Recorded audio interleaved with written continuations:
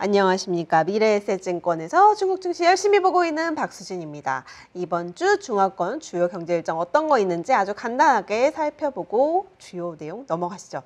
자, 이번 주에도 경제지표 발표들이 또 쭉 예정이 되어 있습니다. 10월 무역지표 그리고 10월 물가지표가 이제 줄줄이 발표될 예정인데요. 그리고 거기에 통화지표까지. 지난 10월 제조업 비제조업 PMI 지수는 기대치를 하회했어요. 사실 저는 좀 더 잘 나올 수 있을 것이다 라고 예상을 했었고 시장에서도 그렇게 예상을 했었는데 좀 기대치보다 못 미치는 수치가 나오면서 다시 또 경기 위축 구간, 또 다시 경기 위축되는 거 아니냐라는 우려가 좀 다시 한번 부각이 되어 있긴 하지만 그래도 조금 더 강한 경기 부양책이 4분기 안에 조금 더 쏟아질 수 있다라는 기대감도 같이 맞물리고 있기 때문에 좀 지켜보시는 게 좋을 것 같습니다. 그래도 우선 수출이라든지 수입 같은 경우가 그 제조업 지표를 봤을 때 별로 좋지 않았어요. 지난 9월 대비해서 좀 소폭 줄어드는 수치를 나타냈고 물가 지표도 마찬가지였기 때문에 이번 10월 지표도 약간은 좀 경계감이 다시 한번 커졌다라는 점을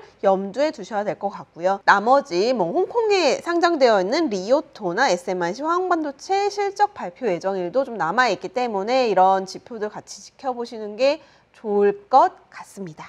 자, 이번 주에 제가 들고 온 내용은 중국 주식에서 중국 시장에서 이제 외국인과 기관은 어떤 주식을 샀을까라는 거였는데요. 제가 지난주에도 이제 우선 중국의 국가대표 자금들이 시장 하방을 방어하기 위해서 하방 압력을 좀 더 방어하기 위해서 시장에 좀 유입되고 있다라는 점. 근데 그 유입되고 있는 게 뭐 국유은행이라든지 CSI 300 지수 같은 지수형의 투자를 좀 늘리고 있다라는 점을 제가 말씀을 드렸다면 이제는 조금 더 종목 단으로 넘어가 봐야 되지 않을까라는 좀 의문이 좀 들었어요. 그래서 저도 항상 이제 외국인이라든지 또 현지에서는 어떤 종목을 좀 많이 사는지 팔로우를 하긴 했지만 그래도 좀 최근 들어서 좀 이게 좀 뜸했었기 때문에 다시 한번 업데이트 차원에서 준비를 했습니다. 우선 중국에서도 자산관리 시장에서 이제 공모펀드의 규모가 굉장히 커져가고 있고요. 그리고 비중도 좀 같이 커져가고 있는데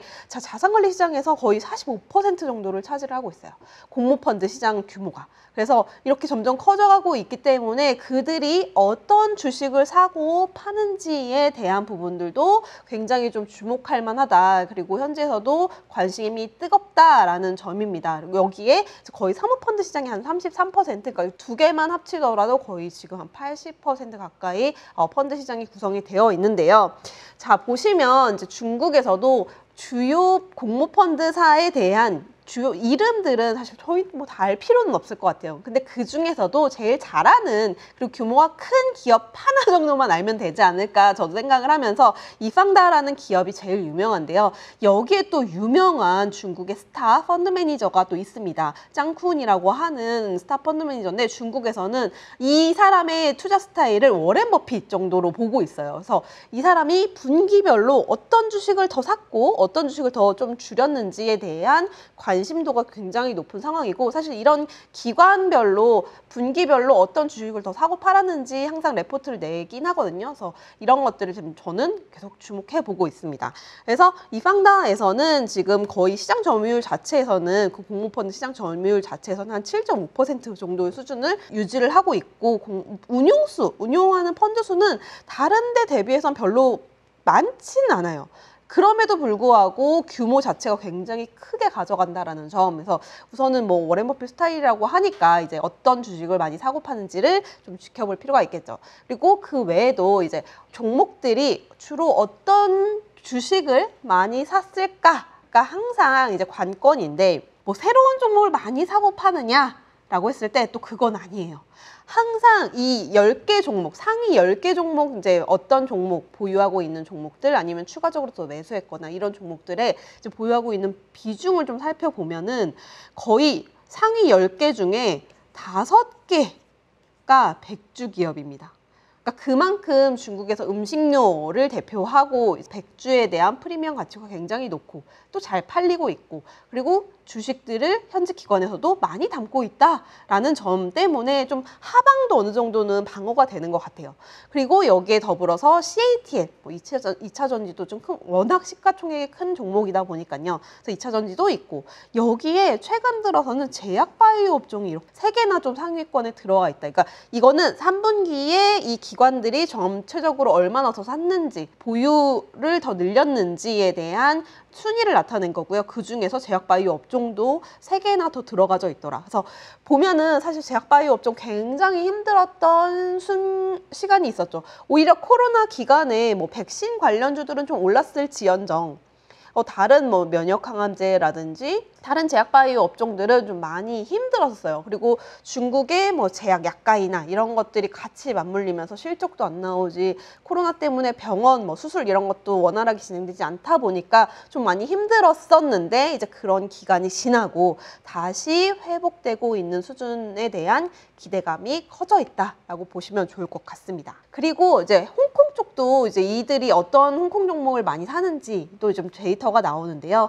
여전히 뭐 텐센트의 비중이 굉장히 높고요. 텐센트, 메이투안, 그리고 야오밍 바이오 같은 기업도 좀 샀다더라. 그리고 콰이쇼, 홍콩거래소 뭐 이런, 그리고 음식료 관련 기업들도 좀 사는 모습들이 나타났습니다.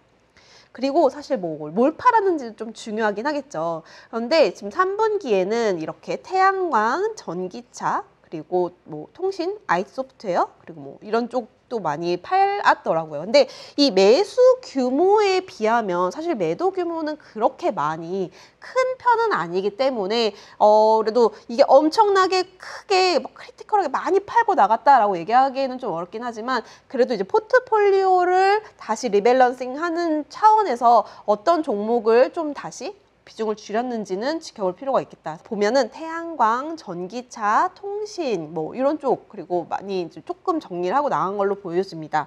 그래서 여전히 태양광과 전기차는 제가 말씀드렸다시피 저가 경쟁이 심화되고 있고, 아직까지 기업이 마진을 좀 확보하기에는 아직까지는 어려운 구간이다 보니까 여기서 비중을 좀 줄이는 것이 아닐까 정도 보고 있고요. 통신이나 IT 소프트웨어 같은 경우에 단기간에 좀 많이 올랐어요. 그리고 뭐 AI 관련된 것도 있고, 중국의 뭐 이런 데이터 센터 인프라 이런 쪽에 좀 기대감이 있었다가 좀 단기간에 올랐던 것들의 차익 매물이 나오는 정도다라고 보시면 좋을 것 같고요. 여기에 더불어서 자, 우리 같은 외국인들은 어떤 종목을 샀을지 좀 지켜보는 게 당연히 좋겠죠. 우선은 8월부터 제가 계속 누누이 말씀드리지만 하루에 순매수를 했던 날보다 순매도를 했던 날이 훨씬 더 많았습니다. 그래서 더 팔고 나간 종목에 대한 부분들, 그리고 뭐 이런 투자 심리가 온전히 돌아오지 않고 있지만, 그래도 한 10월 말 11월부터는 조금 이 매도 규모가 좀 줄어드는 거 보이세요? 그리고 매수하는 날도 예전보다는 조금 더, 아직까지는 띄엄띄엄이긴 하지만 조금씩 이제 늘려가고 있다라는 점도 주목해 볼 필요가 있는데요. 자, 여기에 이제 배경에는 당연히 중국의 경제 지표가 조금씩 개선되는 추세다라는 점, 그리고 이제 미국의 금리 인상 시즌이 좀 마무리되어 가는 것이 아닌가라는 좀 기대감도 같이 반영되고 있고, 그리고 여기에 더불어서 중국 주식도 워낙 많이 빠져 있다 보니까 밸류에이션 매력도 우리가 그래도 굉장히 좀 높아졌다. 그러니까 여전히 싸다라는 점에서는 그래도 긍정적이다라고 보고 있고요. 그래도 외국인들은 아직까지 경계하고 있지만 최근 들어서는 어떤 종목을 좀 사고 파는지, 앞에 보셨던 것처럼 이렇게 많이 팔 때보다 이제 최근 조금씩 온기가 돌아오는, 유동성이 들어오고 있는 와중에 그들은 어떤 종목을 많이 사고 파는지를 지켜볼 필요가 있겠죠. 그래서 역시나 1위 기업은 순매수 상위 1위는 귀주모태주입니다. 귀주모태주 같은 경우에는 11월 1일부터 출고가를 20% 인상까지 했어요. 그래서 이거 영향이 좀 큰 것 같거든요. 6년 만에 출고가를 올렸다라는 점은 출고가를 올려도 역시나 잘 팔릴 수 있다라는 자신감, 여기에 이제 20%씩 오르다 보니까, 여기에 직영 판매도 늘어나고 있다 보니까 자기네 마진을 조금 더 확보할 수 있는 이제 배경까지 다 갖춰지다 보니까, 그거 대비해서 펀더멘털 대비해서는 아직까지 주가가 싸다라고 평가되는 것 같습니다.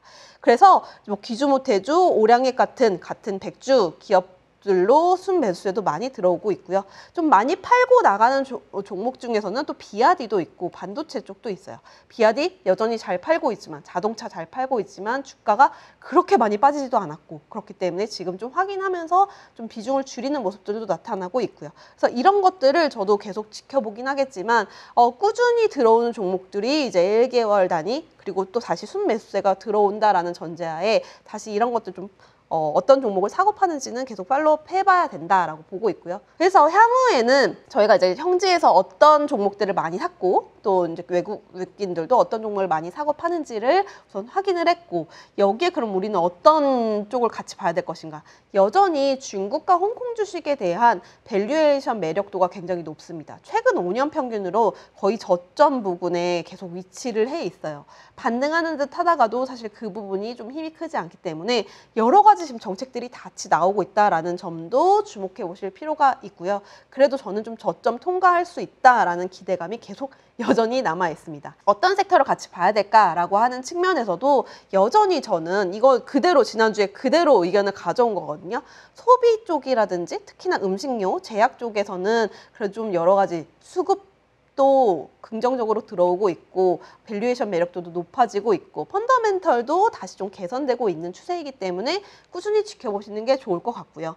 여기에 더불어서 하이테크 관련된 것도 안 볼 수는 없어요. 이 기회를 사실 좀 놓치기는 어려울 수도 있거든요. 근데 종목으로 어려우시다면 역시나 ETF 쪽으로 AI 관련된 ETF도 있고 반도체 그리고 클라우드 관련된 ETF들도 많이 아직 구성이 되어 있기 때문에 그쪽으로 좀 지켜보셔도 좋지 않을까라고 말씀을 드리면서 이번 주 보이는 차이나는 여기서 마무리하도록 하겠습니다. 감사합니다.